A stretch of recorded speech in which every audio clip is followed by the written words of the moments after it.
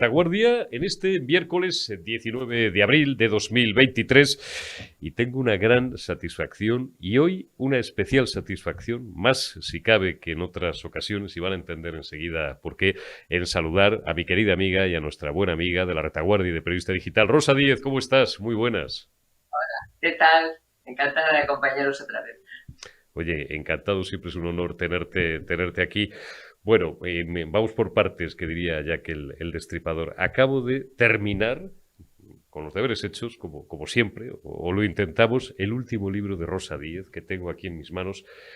Caudillo, a ver si se ve bien, ahí, Caudillo Sánchez, Rosa Díez, en el lado de la historia que le corresponde. Es un libro que no podéis no leer, que no podéis dejar de leer, porque además de que os vais a divertir dentro de la tragedia que supone el llevar casi ya 5 años gobernados por este individuo, vais a descubrir aspectos en la vida del personaje absolutamente inéditos. Algunos os van a sorprender.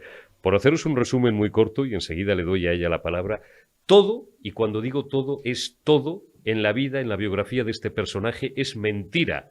O aún peor, es una media verdad. Todo son mentiras y medias verdades en la vida de Pedro Sánchez.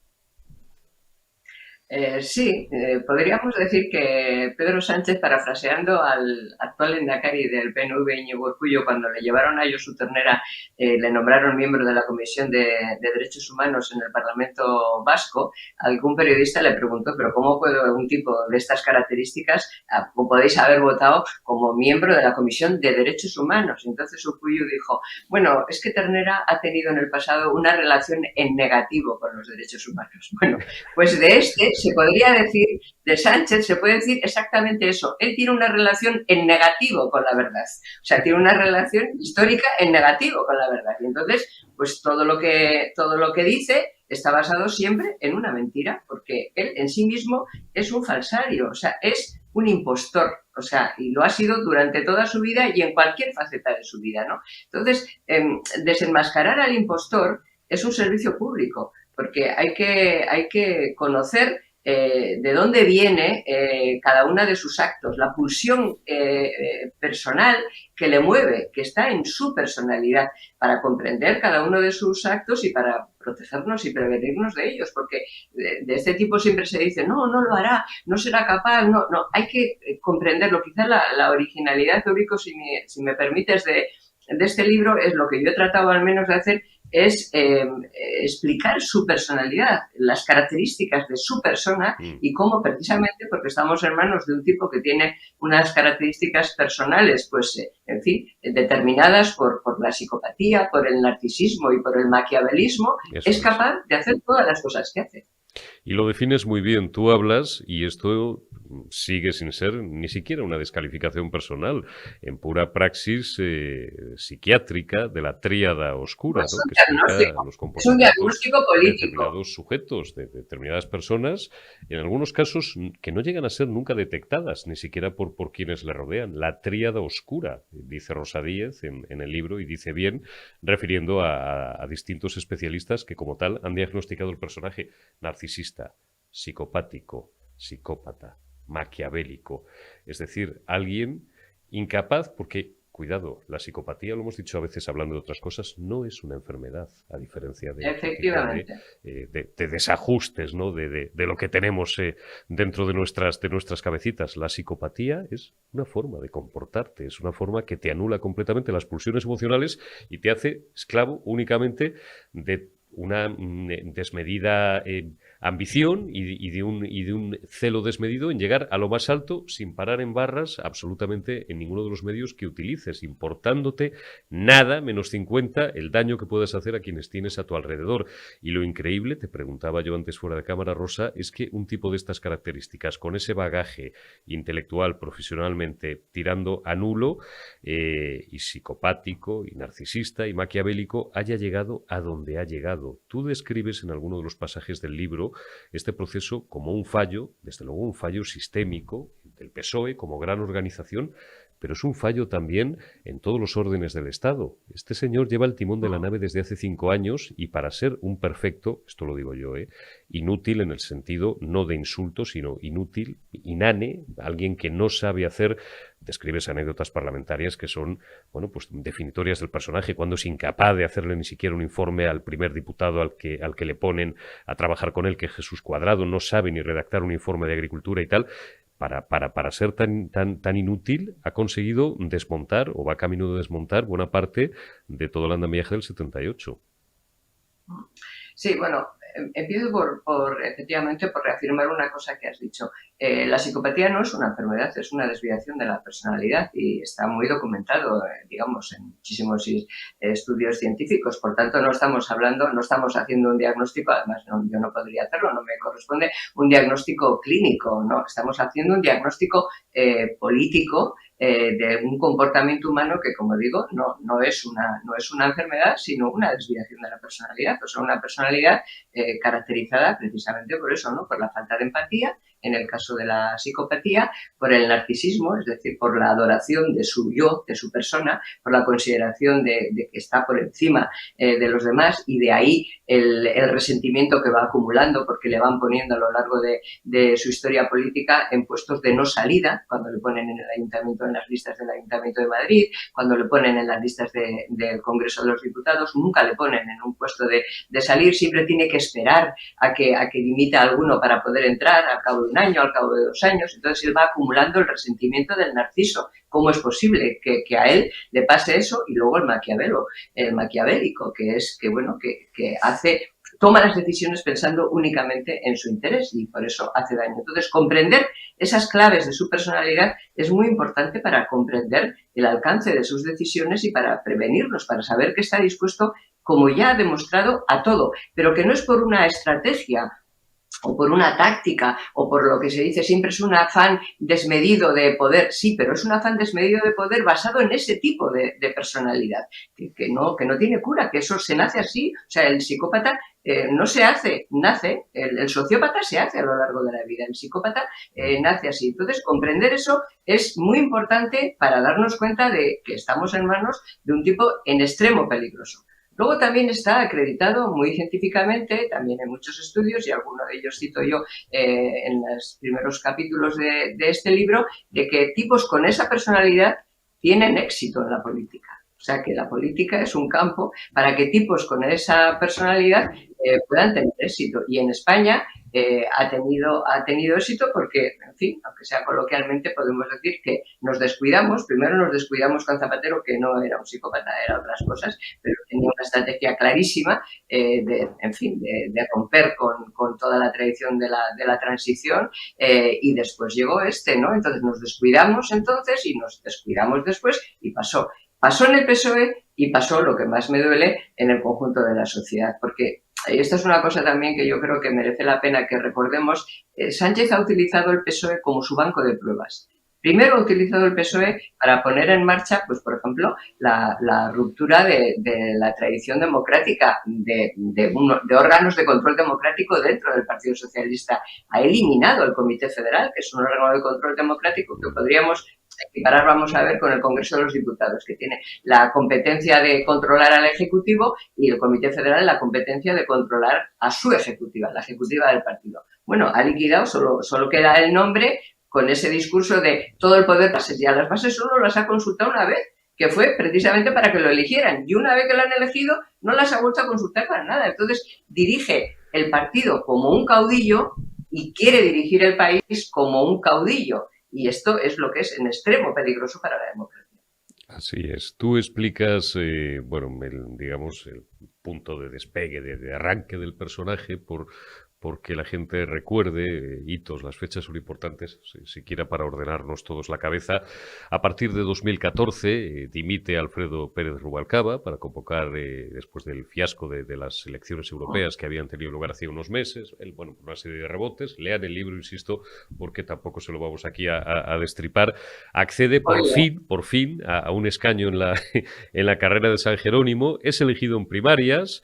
gracias pues también esas carambolas del destino a que Eduardo Madina se echa a un lado y pasan cosas y finalmente pues se le elige a él. Hablas de una cosa que se dio en llamar el Pacto de Pozuelo, creo recordar, ¿no? Ahí hay unas reuniones, se producen unos acuerdos y tal. Bien, en 2016, este es un hito muy importante, el 1 de octubre de 2016, se produce un comité federal, Bloody Saturday, el sábado sangriento, en el que prácticamente y sin prácticamente, ya hemos recordado muchas veces aquel momento tenebroso en la historia del PSOE, algunos terminan abofetadas, sobre todo a partir de que una serie de colaboradores del Figura colocan una urna detrás de unas cortinas para ver si falsean aquello y bueno, pues se termina de una buena vez. Le echan y además de la peor manera posible. Todos recordamos esa rueda de prensa en la que el tipo rompe a llorar, prácticamente rompe a llorar, absolutamente humillado y rabioso, un narcisista, un psicópata como él, coge un coche, se lanza a recorrer España, esa aventura que luego han contado sus parejiristas, y vuelve unos meses después en olor de multitud. Gracias, por cierto, detalle importante, me gustaría tenerme siquiera un instante en el Rosa, claro, al dinero de su suegro. Pedro Sánchez no es un tipo que haya pasado precisamente necesidad en su vida, pero marida con una señora. Otro dato que das y que no estoy destripando el libro, son datos simplemente que yo desconocía, la escasa Trinidad Jiménez. Esto es curioso. Bueno, Y que gracias, bueno, pues a la aportación económica de su suegro, la familia de su mujer es una familia con ciertos posibles, pues le ayudan a sufragar esa campaña que le devuelve en 2017 a la Secretaría General del PSOE. Y después, carambola sobre carambola, la moción de censura, y ahí lo tenemos. Es interesantísimo el recorrido histórico que haces, de verdad, te lo digo, es apasionante. ya, pero fíjate que has dado un detalle que yo lo voy a contextualizar. Aquel Comité Federal de 1 de octubre del 2016.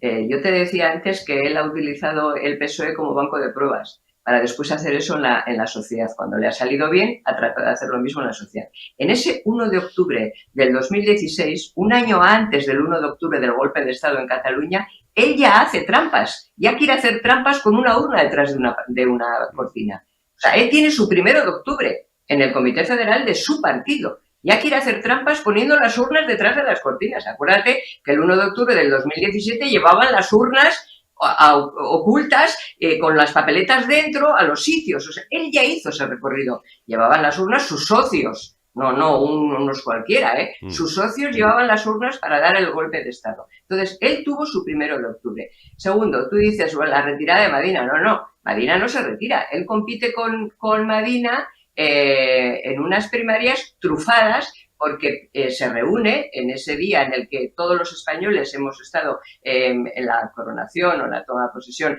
de Felipe VI. Ese día por la tarde Sánchez con Zapatero se reúnen en un hotel en Pozuelo, un hotel de 5 estrellas, con las 3 federaciones más grandes en número de afiliados del Partido Socialista, la valenciana, la andaluza y la madrileña, y les engaña a los 3, porque a los valencianos y a los madrileños les dice que van a poder tener toda la autonomía del mundo, que les dejará las bases, la democracia interna, en fin, todas las cosas. Y a Susana Díaz la promete que él se presenta para secretario general del Partido Socialista Obrero Español, pero que no competirá, que no se presentará a la presidencia del Gobierno de España. Los engaña a los 3. Los engaña de forma flagrante, por supuesto que se presenta a la presidencia del Gobierno de España, pero 7 meses después de ser secretario general elegido, gracias también a ese apoyo de las 3 federaciones más importantes, es que le echa a Tomás Gómez de una manera humillante. Lo cesa a él y a toda la ejecutiva, y no contento con cesarlo, quiere desacreditarlo personalmente. Empiezan a verter cosas de que va a ser imputado por temas de corrupción y todas estas cosas. Entonces, en fin, le guarda el resentimiento ese del que hablábamos antes. O sea, él está resentido porque Tomás no le ponía en puestos de salida, y 7 meses después de esa reunión, en cuanto es secretario general, lo cesa de manera fulminante y lo humilla. Y luego, en fin, su 1 de octubre, que te decía. Bueno, es que hace un 1 de octubre en el 2016, y después del 1 de octubre del 17, del golpe de Estado contra la democracia, Pedro Sánchez presenta una moción de censura destructiva. O sea, no solamente basada en una parte de una sentencia que luego es anulada y tal, una moción de censura destructiva aliado con aquellos que acababan de dar un golpe de Estado en Cataluña, 7 meses después. O sea, este es el personaje. O sea, ningún tipo de límite. O sea, absolutamente ninguno para conseguir vivir al grito de Tara, que yo lo digo también en el libro, y es que es así. A Dios pongo por testigo que no volveré a pasar hambre, que no me volverán a relegar, que no volveré a estar esperando, que me reconocerán lo que valgo. O sea, a Dios pongo por testigo que no volveré a pasar hambre, aunque tenga que mentir, aunque tenga que robar. El grito de Tara, y así está, en eso va. Así es, God is my witness, I'll never be hungry again. Esa inolvidable escena de Escarlata O'Hara. Aquella matización tiene razón Rosa. Efectivamente, lo que pasa es que he hecho un recorrido tan rápido para no hacerte la pregunta. Eduardo Madina, cuando se retira es en 2012 y ya estábamos, me había ido yo del 2012 al 2014 efectivamente, y anécdotas, claro, no me acordaba tampoco Tomás Gómez, no solamente cómo la venganza el tipo se la sirve fría con respecto a los que no han sido sus enemigos, ni siquiera es que le han ninguneado, le han despreciado. Es que va un día Tomás Gómez, recordad, porque es que aquí enseguida olvidamos las cosas, va a la sede que estaba por ahí por Callao, o por ahí, en una de esas calles que van a dar a la plaza de Callao, y va a meter la llave en la cerradura, o sus colaboradores, y le ha cambiado la llave de la cerradura. Que esto yo, sí, a la primera persona a la que se lo escuché contar hace muchos años fue Antonio Miguel Carmona, y yo no sabía si reírme o llorar. Este es el personaje. Dices, por volver a lo general, Rosa, que claro, sería un error hacer, por tanto, un análisis solamente político de la dimensión del figura. Hay que hacerle un análisis y una disección en clave humana para entender muy bien todos sus comportamientos y para ver en qué medida puede llegar a frenarse en algún momento a un tipo como este, porque cuidado, la historia, y cuando digo la historia política, y grandes líderes que en la historia reciente, mediata e inmediata lo han sido psicópatas. La historia de la política está llena de psicópatas como Pedro Sánchez. Sí, por eso es tan importante que nos prevengamos, o sea, que conozcamos la dimensión del personaje, porque, a ver, digamos, en nuestro ADN de los seres humanos está una particularidad, y eso también está muy estudiado, y es que, en principio, nos negamos a reconocer la maldad humana. O sea, tratamos de analizarlo todo, pero nos negamos a reconocer la maldad humana, ¿no? Siempre queremos ver la parte positiva, pero eso está, como digo, en el ADN de la humanidad. Entonces, no queremos reconocerlo y siempre buscamos una explicación del porqué de las cosas, alejándonos de lo que los ojos nos están devolviendo y de lo que la experiencia nos está enseñando. Este es un tipo que ya ha demostrado que está dispuesto a todo para conseguir el poder y para mantenerse en el poder. Oye, alguna de las últimas tiene que ver con el caudillo, con el anterior caudillo.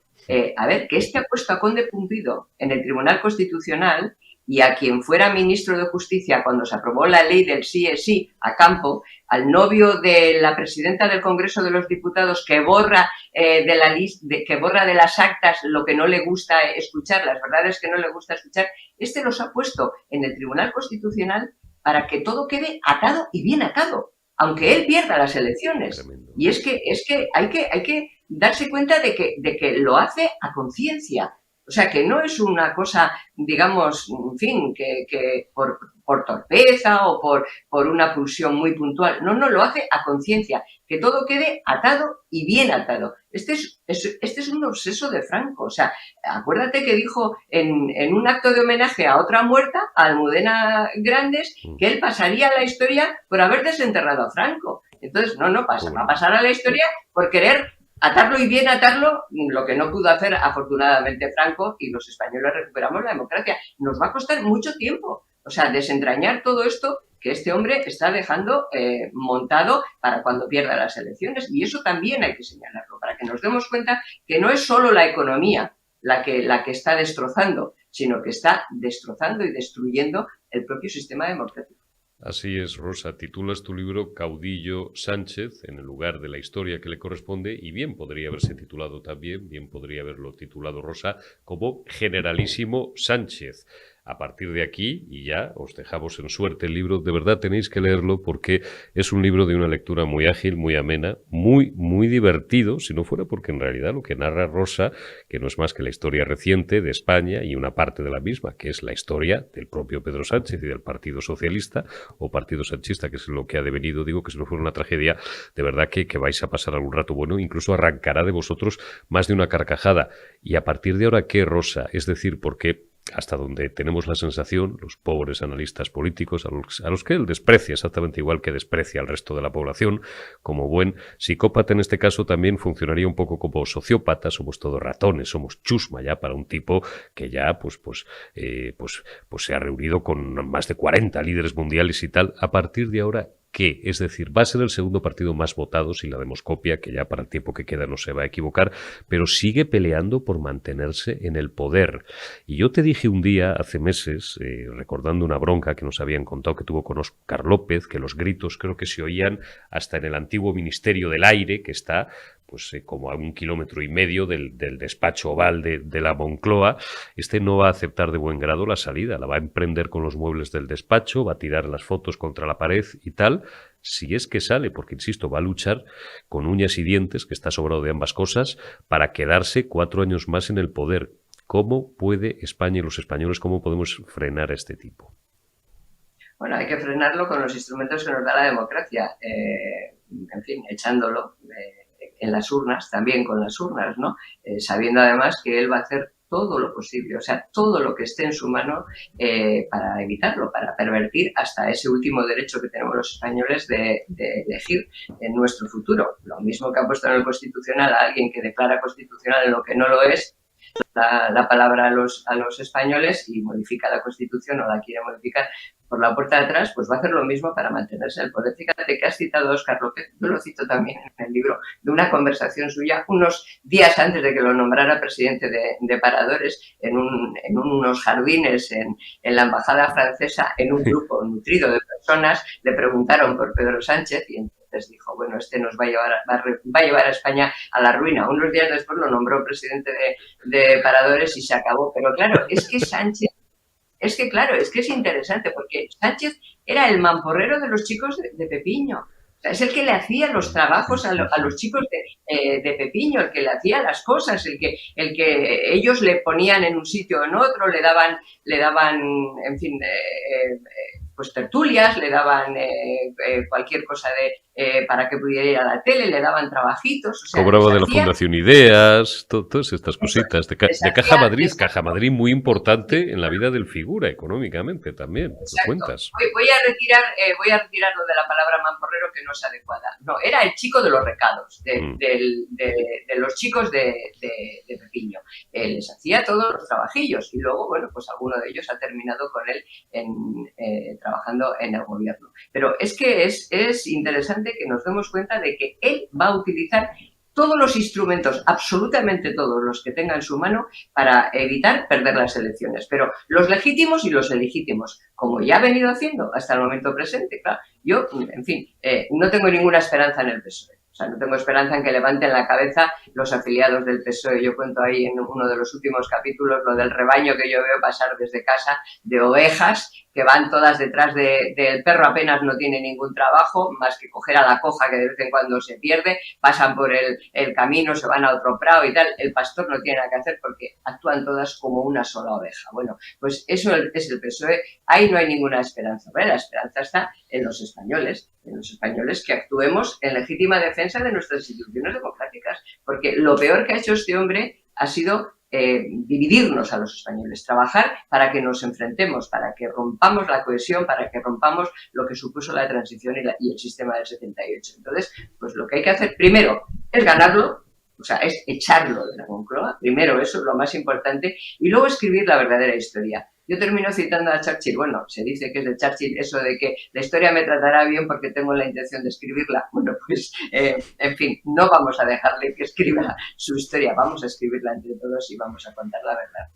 Lo vamos a intentar. Rosa, siempre te pido, al final, last minute, siempre te pido, que sé que no te gusta, a nadie nos gusta, ¿no? Que nos hagan o nos obliguen a hacer de adivinos, pero me estás dejando en el fondo una brizna de esperanza, pero ¿tú qué crees que va a pasar? Bueno, vamos a volver a hablar bastantes veces en los próximos meses, pero sitúate mentalmente de aquí, vamos a poner a 10, 11 meses, ¿no? Tú y yo hablando de nuevo, pues en enero, en febrero de 2024. Hazme una prospección casi de pitolisa. ¿Nos habremos quitado de encima a este lamentable episodio de la historia de España? ¿El figura será historia ya? Ojalá.